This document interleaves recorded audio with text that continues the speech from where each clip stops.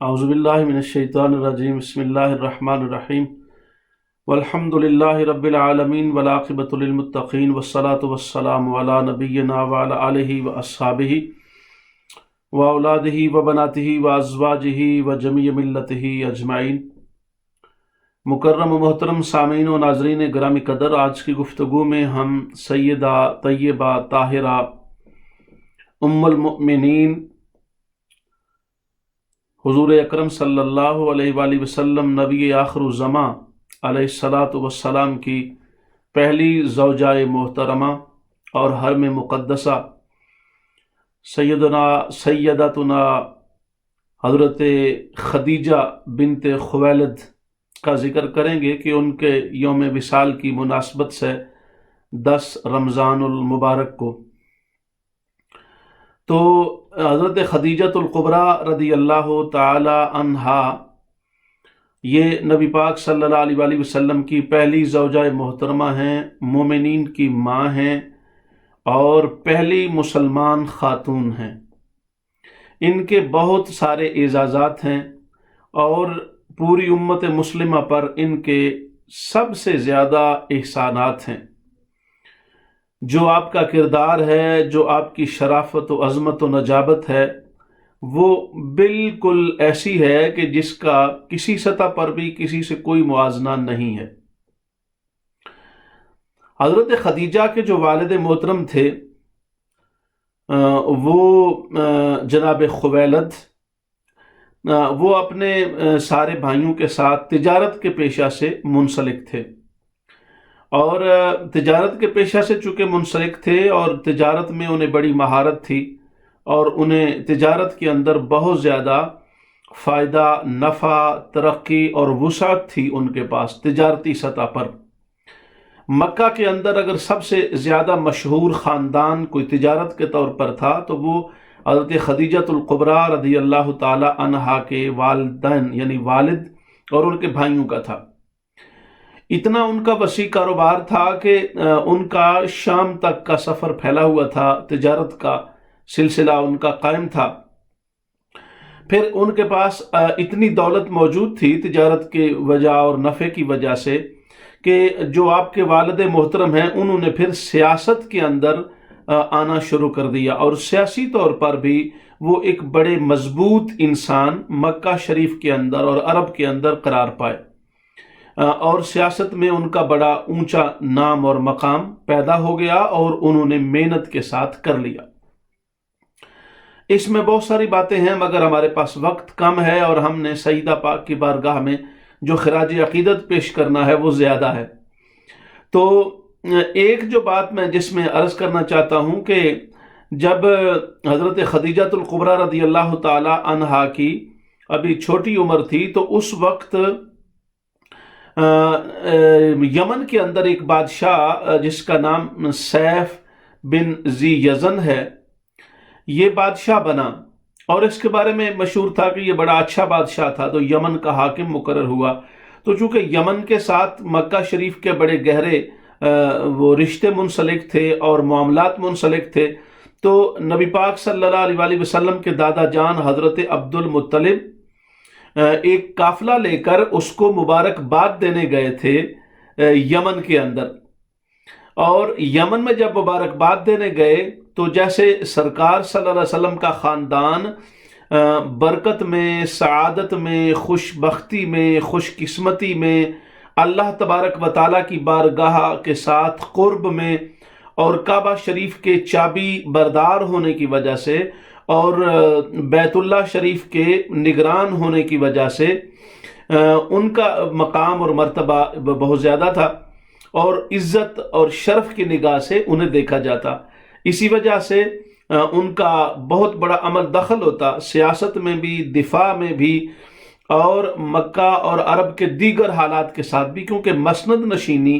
کعبہ شریف کی ان کے پاس تھی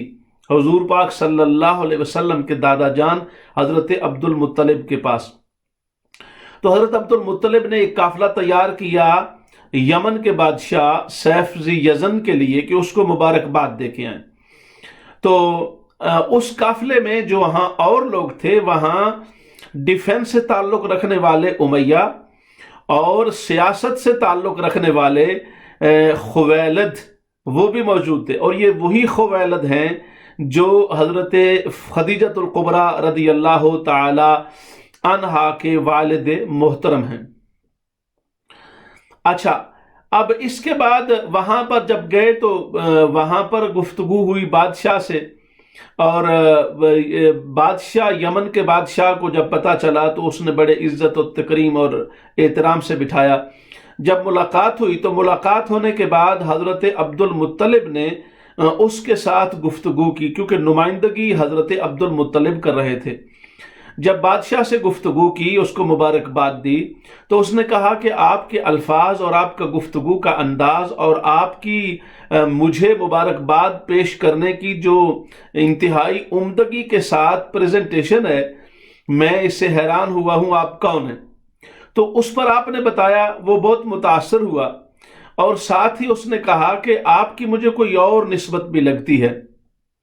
کتابوں سے دیکھا تو اس نے کہا کہ میرے خیال میں تو آپ کے پاس کوئی اور نسبت بھی ہے، اور اس نسبت کا تعلق نبی آخر الزمان کے ساتھ ہے۔ اس بات کا اس نے اظہار بھی کر دیا اپنے کتابوں کی روشنی میں۔ بہرحال اس کے بعد پھر بڑے عرصے تک اس نے آپ کو اور ان لوگوں کو مہمان بنائے رکھا۔ تو ایک تو یہ تھوڑا دلچسپ واقعہ بھی تھا، دوسرا اس میں نسبت یہ تھی کہ آپ کے جو حضرت خدیجہ کے والد محترم جناب خویلد ہیں وہ بھی اس کے اندر موجود تھے، یعنی اس سے یہ پتہ چلا کہ آپ کا خاندان پہلے سے ہی ایک اونچا بڑا معزز محترم خاندان تھا حضرت خدیجہ کے والد ماجد کا۔ اب وہی جو تجارت کا سلسلہ منتقل ہوا حضرت خدیجۃ الکبریٰ رضی اللہ تعالی عنہا کو،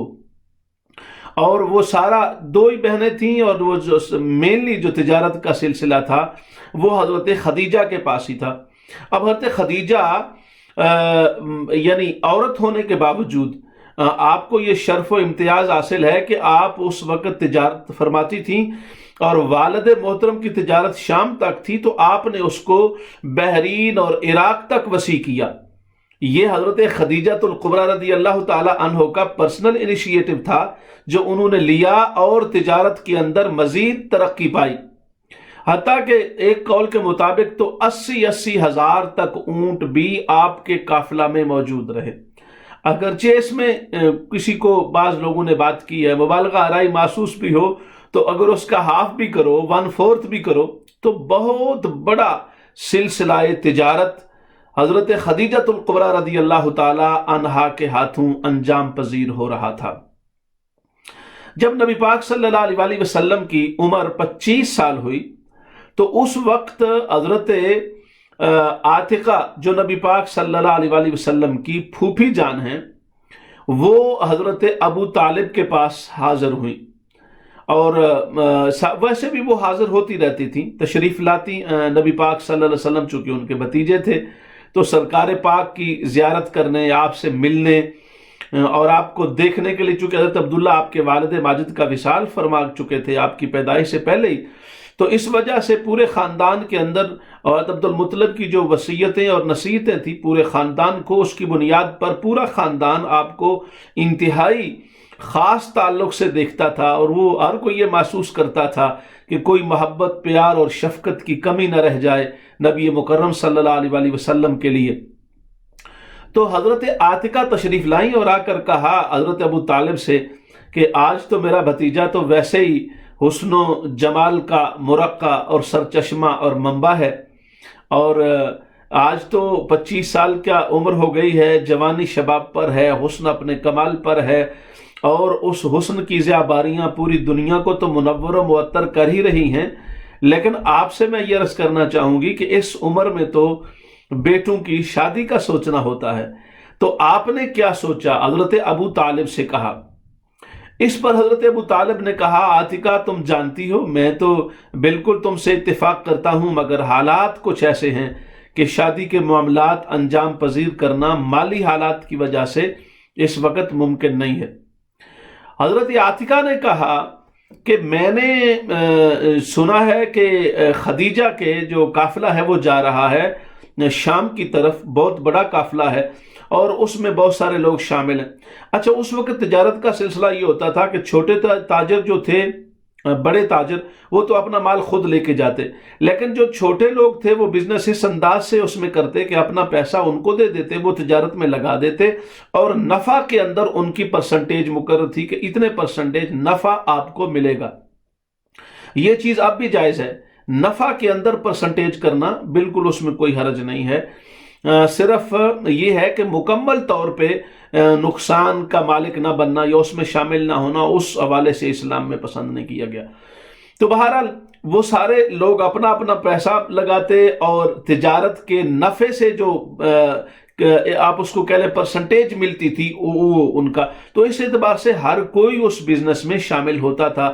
چونکہ عربوں کا بہت بڑا سلسلہ تجارت پر منحصر تھا۔ تو حضرت عاتقہ یہ جو بات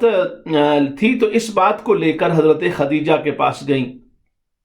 حضرت خدیجہ کے پاس جب گئیں اور انہوں نے جا کے اپنا تعارف کروایا، تو اس سے پہلے حضرت خدیجہ کو ایک رضی اللہ تعالی عنہا کو ایک خواب آیا تھا،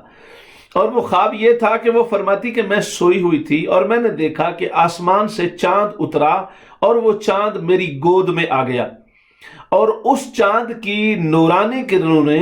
میری گود سے آیا اور اس کی کرنیں پھیلتی چلی گئیں، یہاں تک کہ وہ میری بغلوں سے اس کی کرنیں نکل کر پورے عرب کو منور کرنے لگیں، اور پوری دنیا پر وہ اس چاند کی روشنی کی کرنیں چھا گئیں۔ تو فرماتی کہ یہ ایک حیرت انگیز خواب تھا، مجھے منون یاد رہا۔ سچا خواب 100% یاد رہتا ہے، یہ بھی ایک بات ہوتی ہے، اور اس کے طبیعت پر کسی حد تک اثرات بھی ہوتے ہیں۔ تو آپ اٹھیں اور پھر اس خواب کو بیان کیا جو اس وقت کا مشہور تھا نا، خواب بیان کرنے میں بحیرہ اس کا نام تھا، اس سے آپ نے خواب کی تعبیر پوچھوائی۔ تو اس نے کہا کہ تیری شادی اور نکاح عنقریب ایک ایسی شخصیت کے ساتھ ہوگا جو قریشی ہوگا، ہاشمی ہوگا، اور اس کو اللہ تبارک و تعالیٰ نے اپنی نعمتوں کے لیے چن رکھا ہوگا۔ تو یہ اس بات کا استعارہ ہے جو تمہیں خواب آیا ہے، اس کی تعبیر تیری زندگی کا ایک ایسا ساتھی ہے اور ایک ایسا تیرا ہم سفر ہے زندگی کا، جس جیسا ہم سفر کسی کو نصیب نہیں ہوا، نہ ہو سکتا ہے، نہ ہوگا۔ اس پر آپ اپنے آپ کو بڑا خوش قسمت تصور کرنے لگیں کہ اللہ نے مال کی دولت تو پہلے ہی دی ہے، اور اتنا بڑا شرف و اعزاز اب مجھے مل جائے گا۔ خواب کی تعبیر سنی، خوشی بھی ہوئی، اور ساتھ دعائیں بھی کرنے لگ گئیں کہ اللہ تبارک و تعالیٰ اس خواب کی تعبیر جلدی میرے سامنے لے آئے۔ چند دنوں کے بعد حضرت عاتقہ حضور کی پھوپھی جان صلی اللہ علیہ وآلہ وسلم کی پھوپھی صاحبہ گئیں حضرت خدیجہ کے پاس، تو ان کے سے جا کے بات کی کہ میرا ایک بھتیجا ہے، ان کا نام محمد ہے صلی اللہ علیہ وآلہ وسلم، وہ ہر اعتبار سے انتہائی عظیم انسان ہیں، سلیقہ مند ہیں، سمجھدار ہیں، با اخلاق ہیں، سلیقہ شعار ہیں، انتہائی متمدن ہیں، مہذب ہیں، سنجیدہ ہیں، اپنے ہر معاملہ کے اندر مکمل دلچسپی رکھتے ہیں۔ پھوپھی اور خالائیں ویسے بھی صاف ظاہر رشتہ ایسا ہے، مگر حضرت عاتقہ کے پاس لفظ تھوڑے تھے، اور صاف ظاہر ہے اس ہستی کے خصال حمیدہ اور اوصاف عظیمہ اور جلیلہ صاف ظاہر ان کی تو کوئی حد ہے ہی نہیں۔ تو وہ بیان کرتی جا رہی تھی، تو حضرت خدیجہ فرماتی ہیں میری فوری طور پہ توجہ اپنے خواب کی طرف چلی گئی کہ یہ تو مجھے اپنے خواب کی تعبیر لگ رہی ہے۔ جو انہوں نے یہ باتیں بیان کی تو آپ نے فرمایا ہاں میں نے سن رکھا ہے، جو لوگوں میں مشہور ہیں صداقت میں، امانت میں، سچائی میں، اخلاق میں، حلم میں، بردباری میں، غم گساری میں۔ تو حضرت خدیجہ نے آگے سے یہ ان کو جملے بولنے شروع کر دیے، تو حضرت عاتقہ کو اس سے بڑی تقویت پہنچی، تو فرمایا کہ اچھا آپ مقصد بیان کریں۔ فرمایا ان کے لیے میں آئی ہوں، ہم ان کی شادی کرنا چاہتے ہیں۔ چھپی تھی بات دل میں، وہ زبان پہ آ گئی ہے۔ اب جب یہ بات آئی تو سیدہ خدیجہ پاک کے اندر اور زیادہ وہ خواب کی تعبیر کے سلسلے نمایاں ہو گئے، اور توجہ مکمل طور پہ اسی بات پر مرکوز ہو گئی۔ تو حضرت عاتقہ نے فرمایا ان کی شادی کرنی ہے، اور ان کے والد محترم کا سایہ زاری طور پہ نہیں ہے، ہم اس خوشی کو دیکھنا چاہتے ہیں، مگر حالات ایسے نہیں ہیں، تو ہم یہ چاہتے ہیں کہ آپ ان کو اس تجارتی قافلہ کے اندر ملازمت کے طور پہ رکھ لیں، اور وہ ملازمت کریں گے تو اپنے ان کو آپ بھی جو اس کا خدمت دے دینا۔ تو اب آپ یہاں پہ توجہ کے سننا میرے محترم سامعین کہ حضرت خدیجہ کا کتنا بڑا دل گردہ ہے، حوصلہ ہے، اور آپ کی شخصیت مقدسہ کا معیار کتنا بلند ہے۔ دنیا جہان میں کوئی انسان، عام انسانوں کی میں بات کر رہا ہوں، ایسا نہیں ہوتا جو کسی کی کمزوری دیکھ کر اس کا استحصال نہ کرتا ہو، کسی کے کمزور پہلوؤں کو مد نظر رکھ کر اپنا فائدہ اس سے نہ نکالتا ہو۔ اس وقت بھی پوری دنیا اس عذاب کا شکار ہے۔ ہر بندہ دوسرے کی کمزوری دیکھ کر اس کا استحصال کرتا ہے، اس کمزوری کا فائدہ اٹھاتا ہے، ناجائز فائدہ، اپنا نفع کماتا ہے، دوسرے کا فائدہ ہرگز نہیں سوچتا۔ بڑے بڑے اس میں جو نام بھی آپ لے لیں گے، آپ کو کسی جگہ پر کوئی نام بھی ایسے الا ماشاءاللہ خالی نظر نہیں آئے گا، لیکن قربان جائیں سیدہ پاک کی عظیم سیرت طیبہ پر۔ آپ نے فرمایا کوئی بات نہیں ہے، میں بات کو سمجھ گئی ہوں، میں نے ان کے بارے میں سن بھی رکھا ہے، لیکن میں ان کو جتنا عام لوگوں کو میں دیتی ہوں نا، جو میرے ساتھ ملازمت میں ہوتے ہیں، ان سے ڈبل دوں گی، ان کی خدمت میں دوہری کروں گی۔ یہ وہ معیار حقیقت ہے، اور یہ وہ شرافت کی میزان ہے، اور یہ وہ عدالت کا پہلو ہے، اور یہ صداقت کی وہ صدق بیانی اور صدق لسانی اور صدق ترجمانی ہے جو سیدہ خدیجہ الکبریٰ رضی اللہ تعالی عنہا نے خود آفر کی ہے۔ حضرت عاتقہ نے تو صرف اتنا کہا، یہ حالات کی مجبوری ہے، ظاہری طور پر آپ ہمارے ساتھ شفقت کریں، انہیں ملازمت دے دیں۔ سیدہ پاک نے ملازمت ہی نہیں دی ہے، بلکہ ڈبل معاوضہ عطا فرمانے اور ڈبل پیش کرنے کی ساتھ ہی خود آفر کر دی ہے۔ یہ ہوتا ہے شریف لوگوں کا مزاج، یہ ہوتی ہے شرافت۔ ہاں، اتنی شرافت تھی تو اللہ نے اپنے محبوب کے لیے چنا نا، اتنا صداقت کا معیار تھا تو رب ذوالجلال نے خاتون اول پوری کائنات میں ہونے کا شرف دیا نا، اسی وجہ سے تو یہ شرف و اعزاز ملا۔ تو گویا سیدہ خدیجہ الکبریٰ رضی اللہ تعالی عنہا نے یہ خود ہی آفر کر دی۔ حضرت عاتقہ نے کہا آپ کا بہت شکریہ، مجھے اتنی توقع بھی نہیں تھی جتنی آپ نے میری عزت افزائی فرمائی ہے، میرا حوصلہ بڑھایا ہے، میری عزت کی ہے آپ نے، اور مجھے آپ نے بہت ہی زیادہ پر امید کر کے واپس بھیج رہی ہو۔ آپ نے فرمایا نہیں، شکریہ آپ کا نہیں، میرا نہیں، آپ ادا کریں، میں آپ کا شکریہ ادا کر رہی ہوں۔ اتنے بڑے خاندان کی خاتون محترمہ جو میرے پاس تشریف لائی ہیں، میرے پاس یہ بہت بڑا اعزاز ہے۔ آپ کو اللہ نے اپنے کعبہ کی حفاظت کے لیے آپ کے خاندان کو چنا ہے، اور آپ اگر وہاں سے بھی پیغام بھیج دیتی تو میرے لیے یہ اعزاز کی بات تھی، لیکن آپ تشریف لے کے آئی ہیں، میرے آنگن کو اپنے قدوم میمنت لزوم کے ساتھ، اپنے قدمین شریفین کی قدم رنجہ فرمانے کے ساتھ بابرکت و باسعادت کیا ہے، میں اس پر آپ کا شکریہ ادا کرتی ہوں۔ لیکن ایک میری ریکویسٹ ہے، جیسے آپ نے بتایا انہوں نے پہلے تجارت نہیں کی محمد صلی اللہ علیہ وسلم نے، تو میں آپ سے یہ عرض کروں گی کہ آپ ان کو لے کر آئیں، اور میں تاکہ ان کو تھوڑا سا کچھ چیزیں بتا دوں تاکہ سفر کے اندر ان کے لیے مشکل پیش نہ آئے، اور میری تھوڑی ان سے بات چیت ہو جائے، میں ان کو باتیں سمجھا دوں گی، عرض کر دوں گی۔ حضرت عاتقہ نے کہا یہ تو اور آپ کی فیور ہے، کون سمجھاتا ہے؟ ہر ایک تو یہ چاہتا ہے جب پیسے دینے ہیں تو اگلا اپنے طور پہ خود اپنے معاملات کا انتظام کرے، اپنے طور پر اپنے کام اور مسئلے کو حل کرنے کی کوشش کرے، ہم پیسے بھی دیں اور پھر الٹا ہم طریقے بھی بتائیں اور سمجھائیں، کیپیبلٹی بھی ہم پیدا کریں، یہ کیسے ہو سکتا ہے؟ تو یہ تو آپ کی اور زیادہ ہمارے ساتھ مہربانی والا رویہ ہے۔ سیدہ نے فرمایا کہ ہاں آپ اتنی بس یہ اس میں تکلیف محسوس نہ کریں، یعنی یہ لجاجت کے جملے تمام کتابوں میں لکھے ہیں کہ آپ اتنے محتاط گفتگو فرما رہی تھیں، ویسے ہی محتاط تھیں سیدہ پاک حضرت خدیجہ الکبریٰ۔ بڑے لوگوں کا کام بڑے ہوتے ہیں، لوگ اپنا نام بڑا رکھتے ہیں مگر کام چھوٹے کرتے ہیں۔ نام رکھنے سے کام نہیں بنتا، کام بڑا ہونے سے نام بنتا ہے، اور ان ہستیوں کے نام اسی لیے تھے کہ ان کے کام ہی بڑے تھے۔ یعنی نسبتوں کا، عظمتوں کا خیال تو ہے، وہ تو یقیناً نسبتیں موجود ہیں، وہ برکتیں، وہ بلندیاں وہ اپنی جگہ پر موجود ہیں، مگر وہاں ہم نے یہ بھی دیکھنا ہے کہ ان تمام سلسلوں کے ساتھ یہ بات کہاں تک پہنچتی ہے کہ ان کا نام تھا مگر نام سے پہلے کام تھا۔ آج کا معاشرہ اس لیے تباہی کی طرف جا رہا ہے کہ آج نام تو ہے مگر کام نہیں ہے، ہر کوئی دوسرے کا استحصال کر کے اپنے آپ کو بڑا بنانا چاہتا ہے اور بننا چاہتا ہے، لیکن یہاں پر تو معاملہ بالکل مختلف ہے۔ ملازمت بھی دی جا رہی ہے، گر سکھانے کی، انداز بتانے کی، اور اس کے سیکرٹس کی بات بتانے کی بھی پیش کرنے کی پیشکش کی جا رہی ہے۔ تو سیدہ خدیجۃ الکبریٰ رضی اللہ تعالی عنہا نے یہ پیشکش فرمائی۔ ہمارا جو سلسلہ تھا وہ یہاں پر ہم پہنچا کہ جب حضرت عاتکہ یہ پیغام لے کے گئیں تو نبی پاک صلی اللہ علیہ وسلم کو حضرت ابو طالب کو جا کے خوشخبری سنائی، اور پھر ان کو حضرت خدیجہ کی خدمت میں روانہ کیا۔ حضرت خدیجہ نے ان کے آنے سے پہلے، سرکار کے آنے سے پہلے گھر کو خوب سجا دیا۔ پہلے ہی سجا ہوا گھر تھا، جس گھر کے اندر ہزاروں نوکر سونے کے تھال لے کے کھڑے ہوں، اس گھر کی عظمت کا عالم کیا ہوگا۔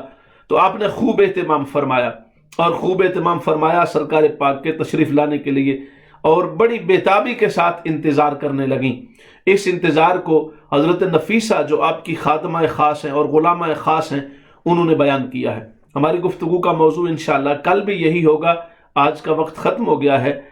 کل دوبارہ ملیں گے، اور تب تک کے لیے میری طرف سے اللہ حافظ، وما علیہ الا البلاغ۔